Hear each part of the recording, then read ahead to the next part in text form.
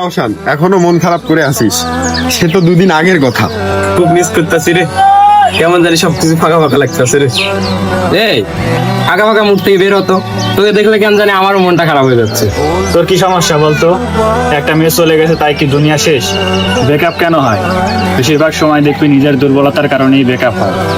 মানে? দেখ, এখনো তুই নিজের পায়ে দাঁড়াস নাই, কোনো চাকরি বাকরি কিছু করিস না, টাকা ইনকাম নাই, এখনো তোর স্ট্রাগল করার সময়। এখন তুই টাকা ইনকাম কর, এখন কি মেয়ের পাশে ঘুরলে হবে?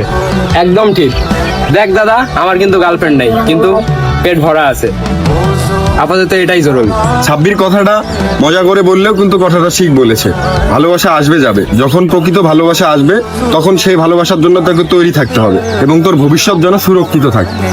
তাহলে এখন আমি কি করতে পারি? এখন আর কি করবি? এখন এগুলা সব বাদ দে, নিজের ক্যারিয়ারের দিকে মন দে, চাকরি বাকরি ব্যবসা বা কিছু একটা কর, আগে নিজের পায়ে দাঁড়া, তারপরে প্রেম ভালোবাসা এমনি আসবে। অনেক টাকা কামা দাদা, এত টাকা কামা যাতে প্রেম এসে তোর কাছে ধরা দেয়। দেখবি যেদিন তোর পকেট ভারী থাকবে তোর ভবিষ্যৎ ভালো হবে, ভালো মেয়ে অটোমেটিক তোর কাছে চলে আসবে। ঠিক বলছিস তোরা, এখন থেকে আমাকে খুব পরিশ্রম করতে হবে এবং আমাকে লক্ষ্যে পৌঁছাতে হবে।